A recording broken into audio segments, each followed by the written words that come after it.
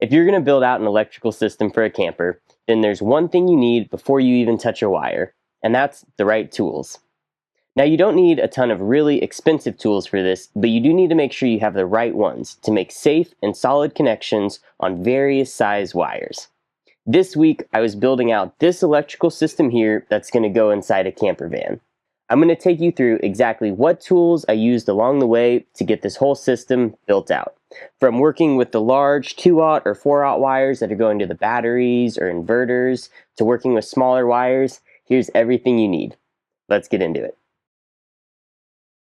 First off, let's talk about cutting tools.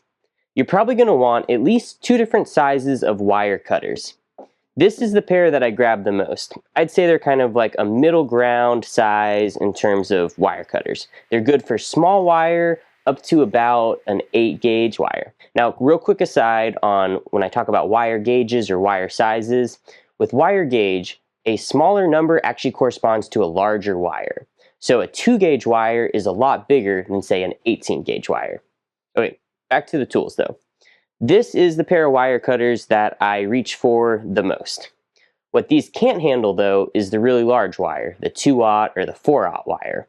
And for that, I have this pair. These are my favorite wire cutters for cutting large wires. They're made by Klein and they're really sharp and they slice through the large wire easily.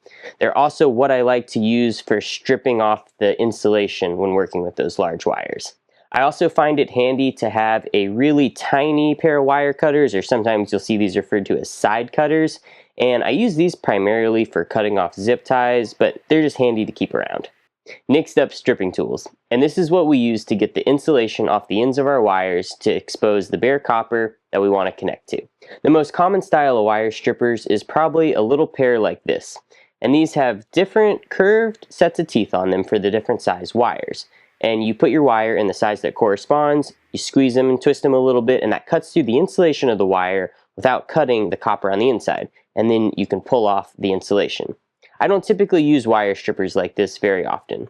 Instead, what I like is what they call automatic wire strippers. With these, you just lay your cable in, squeeze them, and it strips it all in one easy step. So I think a pair like this is really handy to have around.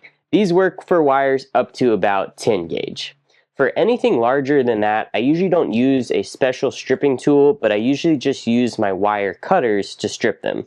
I put light pressure around the wire, twist the wire cutter so I'm slicing just the insulation but not the wire itself, and then I pull that end of the insulation off. So for large wires, you can get by just stripping them with your wire cutters. Now let's talk about crimping tools. Crimping is where good connections are made when building out your system, and having bad connections anywhere in it can be a safety issue.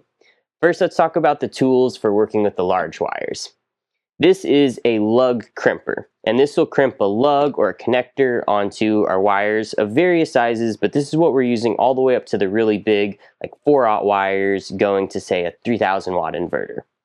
There's different styles of lug crimpers. There's hammer ones, there's hydraulic ones, but this is my favorite of all the ones I've used. It's easy to adjust it to work with a large size of wires, and it's simple to use. You just clamp it to your workbench, put the lug in, and squeeze it down.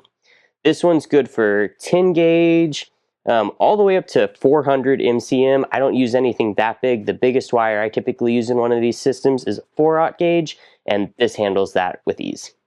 Now for wires that are 10 gauge or smaller, I'm using a crimping tool like this.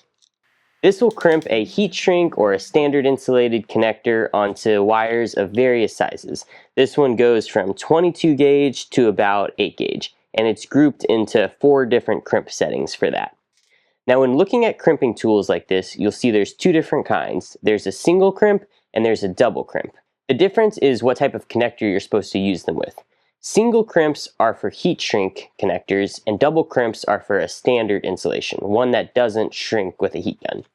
If you were to only buy one of these, I'd get a single crimper because the double crimpers can cut through or mess up the heat shrink coating on heat shrink connectors, and that's the kind I use more of anyway. The next type of crimper we need is a ferrule crimper. A ferrule crimper crimps a ferrule on.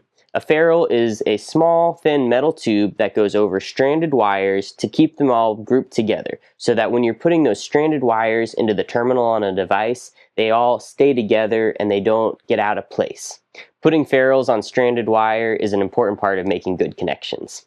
This ferrule crimper is good for wires up to about 8 gauge. Sometimes I am putting ferrules on larger wires, so I have this one as well, which is good up to about 4 gauge. Past that, I'm typically only using a lug, so I don't have ferrules that are bigger than that. After a good crimp, you seal the deal with heat shrink, and for that you need a heat gun to put the heat shrink on and get it shrunken down in place. When you want to know what's going on in your system or going wrong in your system, you need a multimeter. Use it to measure voltage, continuity, resistance, or more. That's why they call it a multimeter. Essentially, it's a diagnostic tool. It's not strictly necessary, but it is really good to have for testing and hunting down any problems that may come up. So when building out an electrical system like I showed at the start, you're also going to need some tools that aren't really electrical specific. And these are things you probably have around already.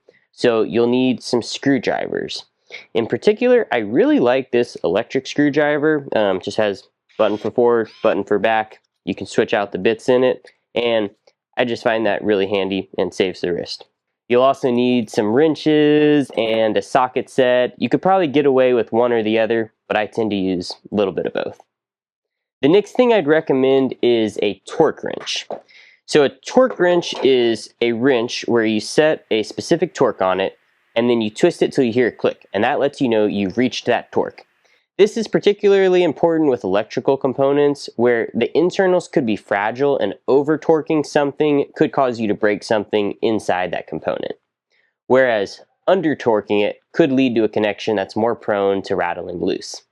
This one, I'd say, is not strictly necessary. You could definitely just do it by feel, but if you want to kind of build everything to the book, a torque wrench is really good to be using. This one has a range from 20 inch-pounds to 200 inch-pounds, which I find covers most of the things I'm doing with these electrical components. It's a 1/4 inch drive, but I just use an adapter on it when I need to attach a 3/8 inch drive socket to it. That's really about it for tools. I did want to mention a few things in regards to cable management though, and my favorite of which is mounting zip ties. So these are like a standard zip tie, but they have a little eyelet at the top for putting a screw through. This is what I use for pretty much all of my cable management to keep the wires in place in the system. Having wires that aren't loose and bouncing around is how you prevent connections from coming loose. You'll probably also want to have some electrical tape handy for wrapping things up. I like to keep some normal electrical tape plus some cloth electrical tape on hand. I really like the cloth electrical tape for securing wire loom around wires. And that's the full set of tools I use for putting together an electrical system. From wiring up a battery bank to connecting lights, this will have you covered from start to finish. Let me know in the comments if there's a tool you love that I didn't mention, or if you have a question about how I use one of these in a real-world install. And hey, if you're getting into your first van build and feeling overwhelmed, I offer one-on-one consulting calls where I can help you figure out your wiring plan, troubleshoot your system, or just make sure you're not missing anything. Link is down below. That's it for this one. If you found this video helpful, then it helps me out to hit that like button. Subscribe if you want to see more content about building vans, and I'll see you in the next one.